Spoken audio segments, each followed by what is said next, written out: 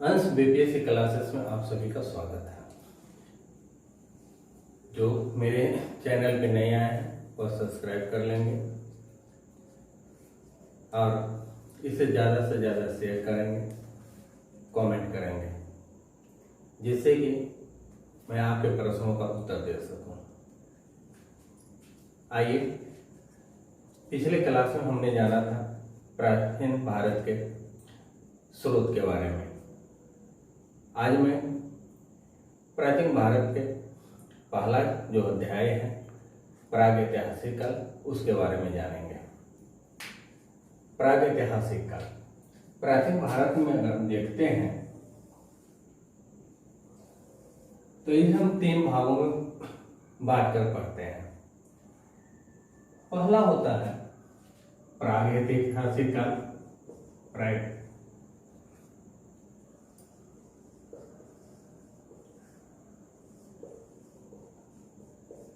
दूसरा आते हैं आदर ऐतिहासिक काल,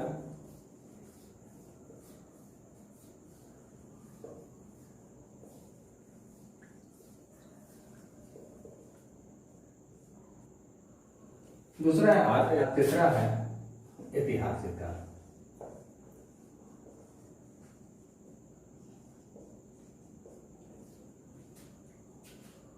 प्रागैतिहासिक, आर्य ऐतिहासिक और ऐतिहासिक।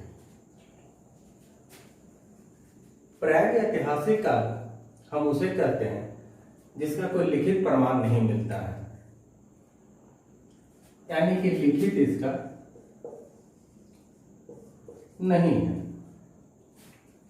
आर्य ऐतिहासिक काल हम उस काल को कहते हैं जिसका लिखित तो है लेकिन अभी तक पढ़ा नहीं गया है, यानी लिखित है, पढ़ा नहीं गया है। और तीसरा है ऐतिहासिक काल, जो लिखित है और पढ़ा गया है। अब हम सर्वप्रथम ऐतिहासिक काल के बारे में जानेंगे। प्रागैतिहासिक काल, सर्वप्रथम प्रागैतिहासिक काल को देखेंगे। अब प्रागैतिहासिक काल को देखने के लिए या इसको अध्ययन करने के लिए हम इसको 3 भाग में पुनः बांट देते हैं। पूरा पाषाण काल,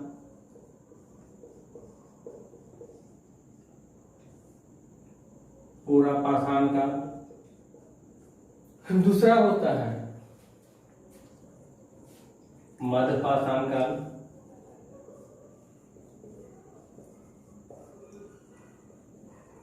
और तीसरा है नवपाषाण काल। इसको हम 3 भागों में बांट लिए, पूरा पाषाण काल, मध्य पाषाण काल और नवपाषाण काल। पूरा पाषाण काल की बात हम करते हैं तो इसका कालखंड है करीब 5 लाख से लेकर यह 10,000 ईस्वी पूर्व तक। इसका कालखंड जो इतिहासकारों ने माना वो 5 लाख से 10,000। मध्य को मानते हैं इतिहासकार 10,000 से 4,000 ईस्वी पूर्व। और नवपाषाण काल को माना जाता है 4,000 से 2,500 ईस्वी पूर्व। कुछ इतिहासकारों ने इस काल को विभिन्न खंडों में बांटा है। उसमें ये जो दिया है काल, इसमें कुछ डिफरेंस हो जाती है। अब पूरा पाषाण काल को ही हम देखेंगे सर्वप्रथम। तो पूरा पाषाण काल को हम देखने के लिए इसे पुनः 3 भागों में बांट देते हैं। पहला है पूर्व पाषाण काल,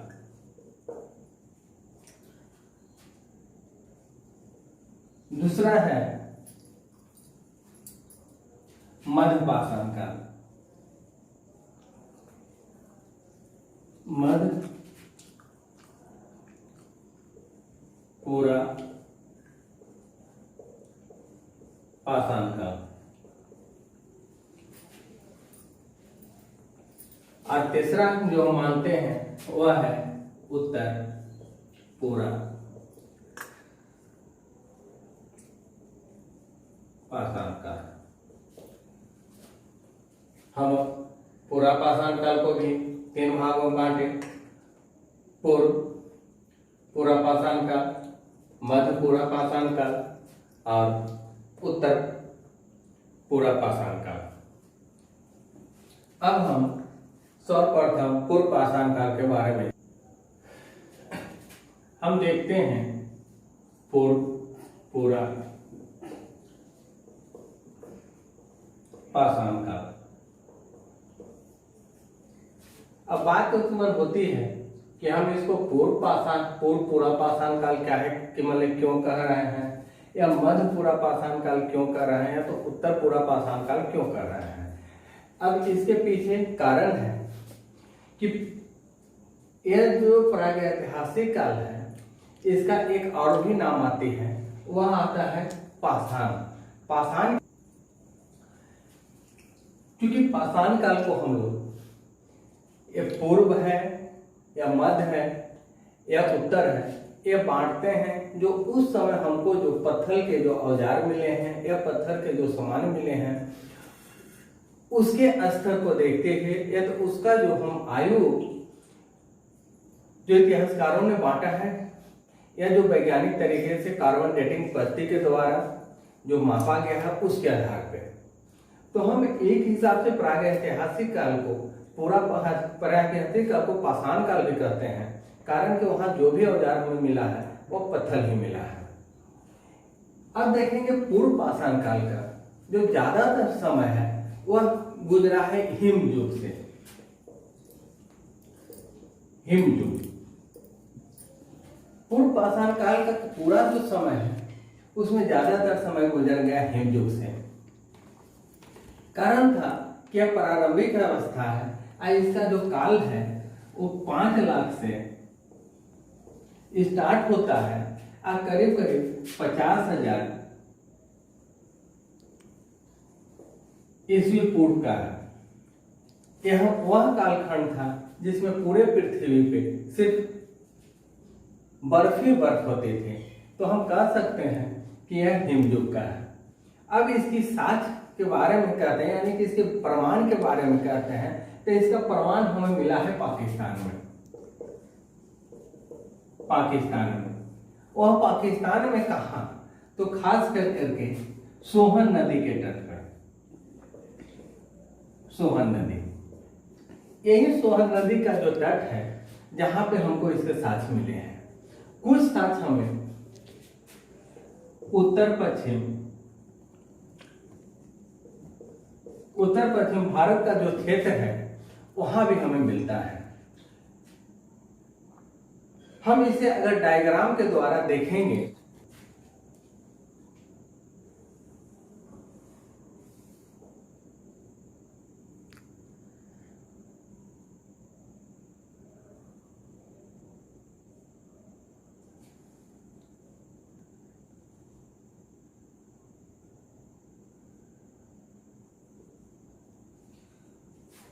अगर हम देखते हैं खास तो ये पाकिस्तान का जो क्षेत्र है, ये क्षेत्र में सोहन नदी है जहां पे हमको मिला इसका साथ कुछ मिलता है यहाँ पे।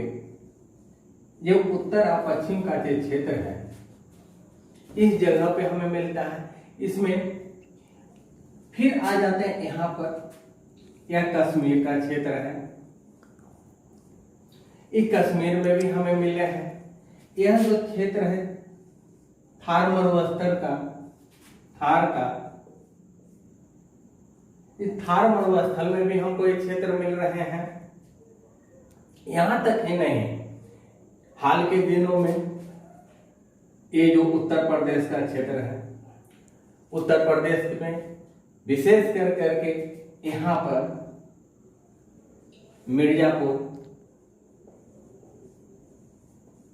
मिर्जापुर के पास हमें मिले हैं।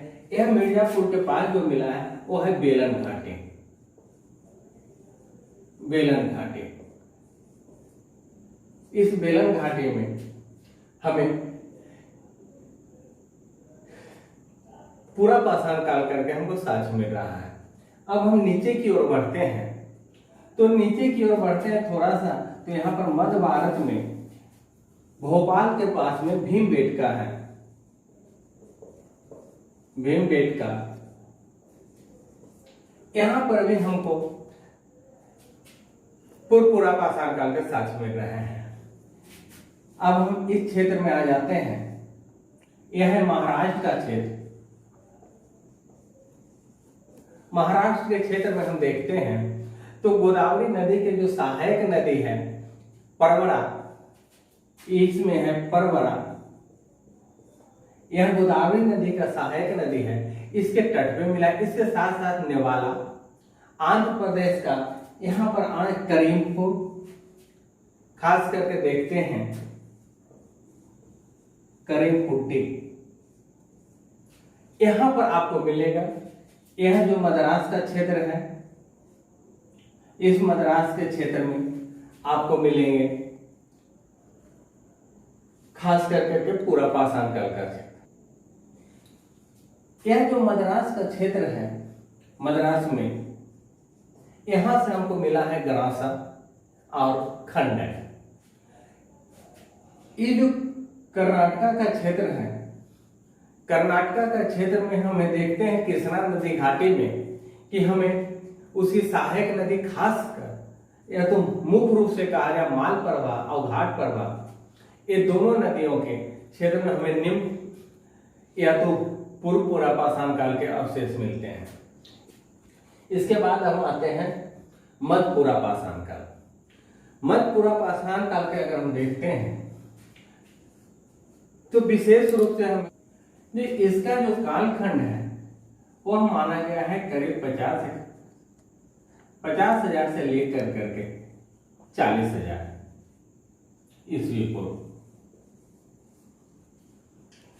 यह जो है कुछ तो उन्हीं क्षेत्रों में मिला है जहां पूर्वा पाषाण काल के अवशेष मिले हैं, लेकिन हम देखते हैं कि यह जो क्षेत्र था, ये जो क्षेत्र है, इस क्षेत्र में हमको अब मिलना खत्म हो जाते हैं। अब खत्म हो करके यह आ जाते हैं यहाँ पर उत्तरी महाराष्ट्र में। हम कह सकते हैं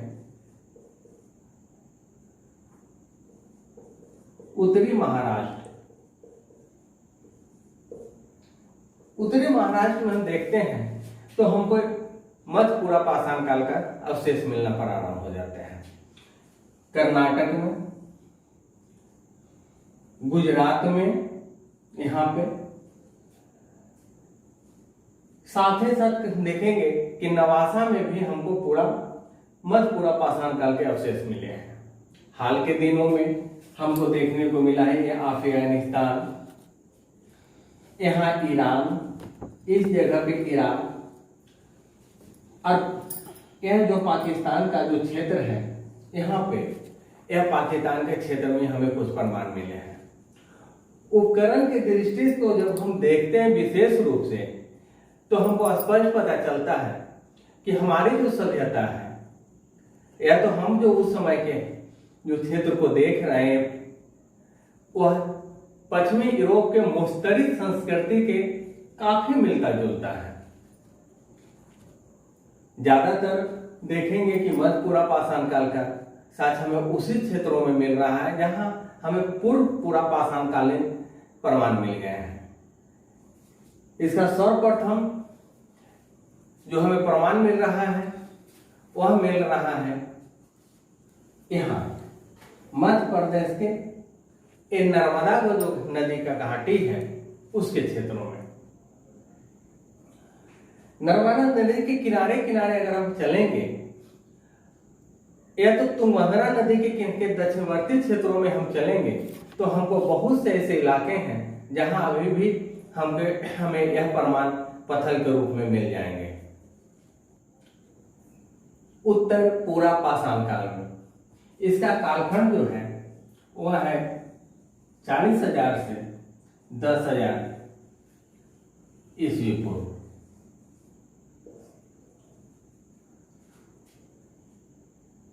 अब देखेंगे यहां पे कि यह जो क्षेत्र है इसका उत्तर पूरा पाषाण काल का, इसका भी क्षेत्र कुछ डिफरेंस हुआ है। अब देखेंगे विशेष रूप से कि हुई क्या थी कि इस अवस्था में आर्द्रता बहुत कम हो गई जो पहले में थी। दूसरा चीज देखेंगे कि इस काल में चकमक पत्थर उद्योग के बारे में हमको पता चलता है और पता चलता है आधुनिक मानव। यानी कि अब हम यहां पर देखते हैं इसमें कि सर्वप्रथम हमको मिलता है चकमक पत्थर। चकमक पत्थर अब देखेंगे कि अब मिलना हमको प्रारंभ होता है इस काल में चकमक पत्थर, और दूसरा मिलता है आधुनिक मानव,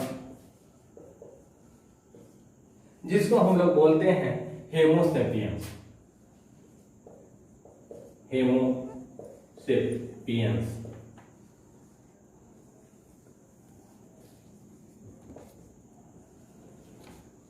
यह चीज हमको देखने को मिलता है।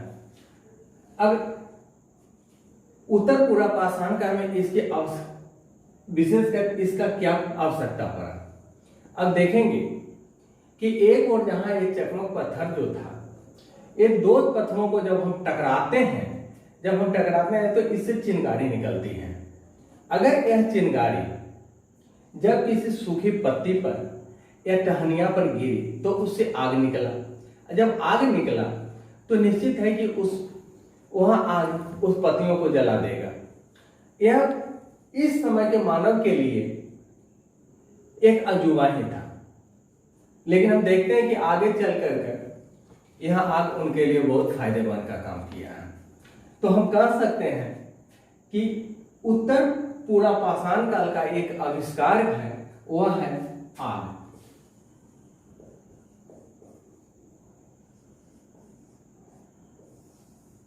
यह जो था यह था इसका महत्वपूर्ण खोज आग। चकमक पत्थर देखेंगे कि यह पत्थर कठोर होता है। कठोर के साथ साथ इसमें जितना ही आग निकालने में कामयाब था उतना ही इसको आसानी से हम लोग डिवाइड कर देते थे, यानी कि उससे चिपर निकाल देते थे। जब चिपर निकाल देने लगा तब इसका औजार बनाना, हथियार बनाना होने लगा। इसका जो हमको मिलता है खास करके जो प्रमाण वह मिलता है यह पंजाब में जो है, पंजाब का सोहन घाटी। सोहन घाटी से हमको इसको प्रमाण मिलना है। इतना ही नहीं, इलाहाबाद के पास जो हम बोलते हैं वेलन घाटी,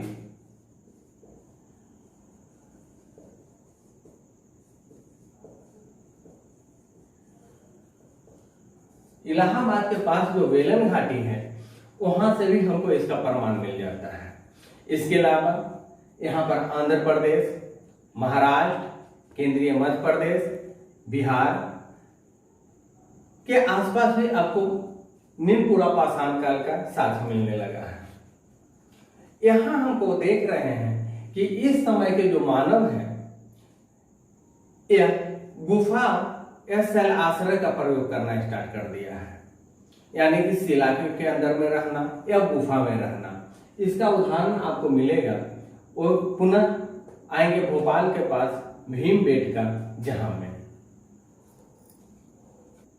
आज मैं अपने इस पैकेज में पाषाण काल के विभिन्न पहलुओं को देखा है, उसे बांट करके देखा है। जो मेरा अगला ब्लॉग आएगा उसमें मैं पाषाण काल प्रागैतिहासिक काल का जो पहला चरण है पूरा पाषाण काल, उस पूरा पाषाण काल के मानव के जीवन से जुड़े हुए विभिन्न पहलुओं, जैसे उसका वास, उसका भोजन, उसका धर्म इत्यादि के बारे में बताऊंगा।